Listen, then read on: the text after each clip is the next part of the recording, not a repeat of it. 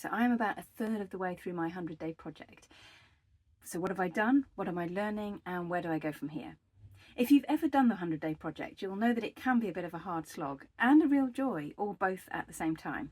This is the third time I've attempted it, and I've already learnt to keep it small, be kind to myself, and see how it unfolds. Don't push it.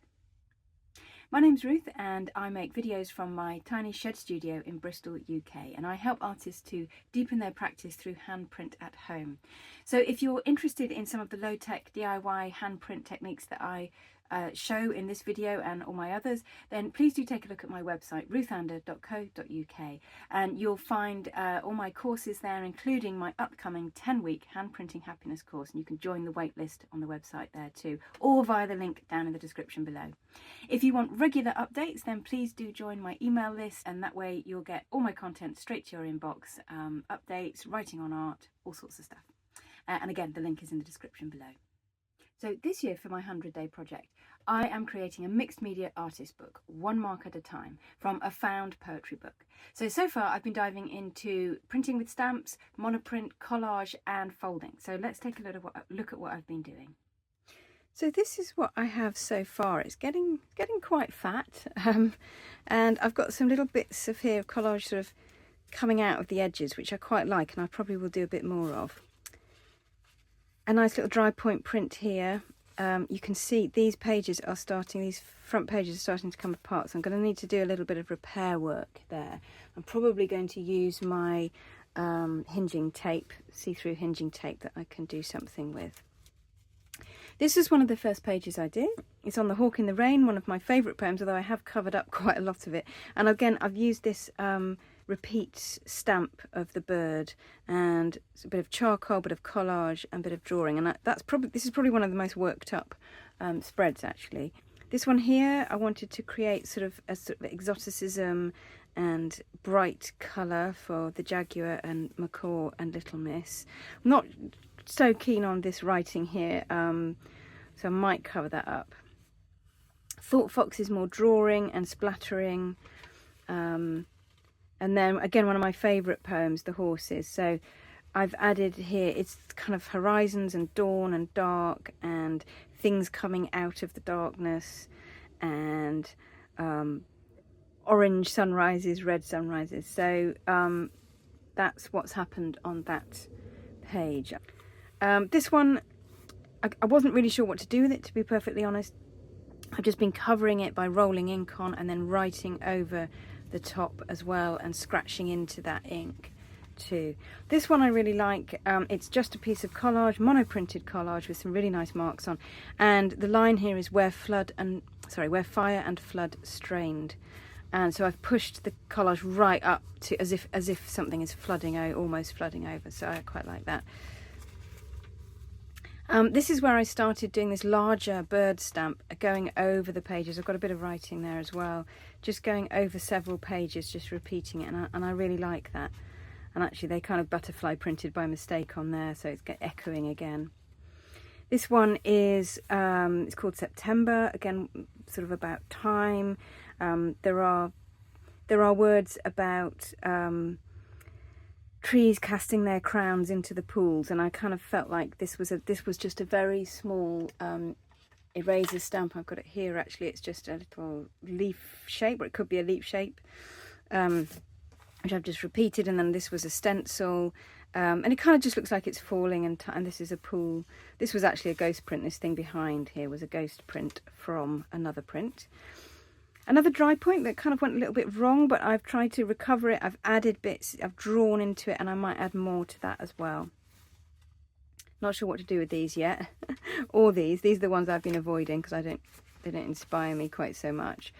Some more collage here, and sort of going over the edge into this page. This was a lino print from a plate, and this was the ghost print from this one here. When I did this monoprint, this is a monoprint, I took a ghost print on tissue paper, that's stuck into there as well.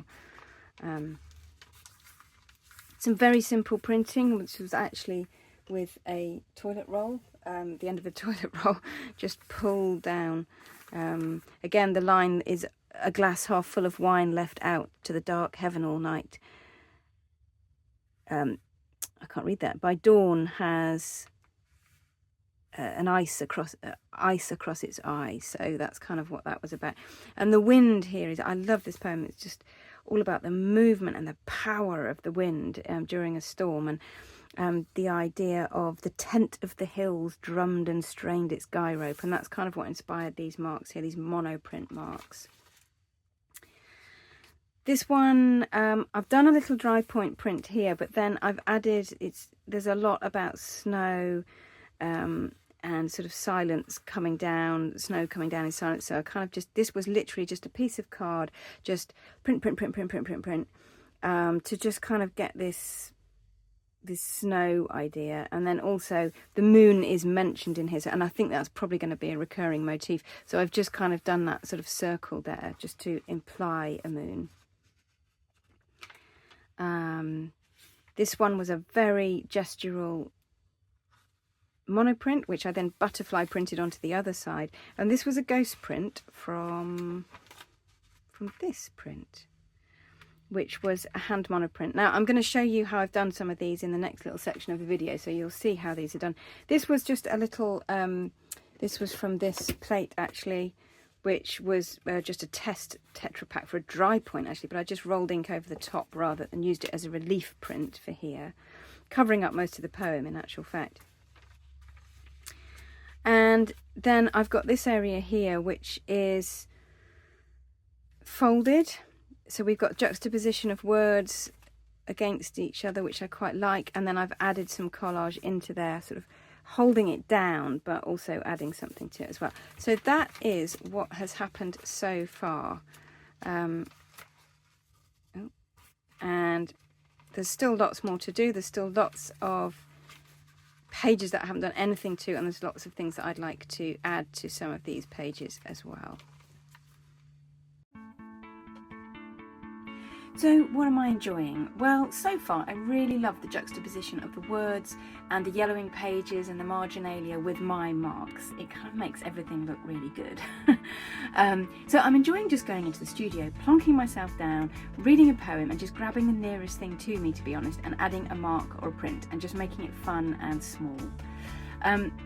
My favourite things so far are doing the dry point prints in the book, although it is a little bit logistically difficult, collage papers, and going over pages and creating echoes sort of throughout several pages, which is really nice. What I'm finding difficult? Well, I'm actively avoiding some poems and pages that don't inspire me, basically. But perhaps covering them up or doing something over them will make the book more personal. After all, it is a mixture of my work and Ted Hughes's poems, so I may continue to maybe do some more folding and covering up for those ones. And what will I do more of? Well, I really like the repeat motifs, so I'll probably use some stamps for those, perhaps going over several pages, echoing shapes throughout, perhaps using printing plates, but printing them differently each time so you get that kind of echo through the book. I've just started to experiment with folding, and the possibilities of paper and specifically the book format are starting to dawn on me. So I guess I'd like to get over the idea that ripping or folding or covering up is sacrilegious and just go for it a bit more, really. It is a work of art after all. I'd like to be a bit more considered now in the next 2/3 of this project as well, so not just chucking stuff at the pages, but considering what actually might make a really good spread visually.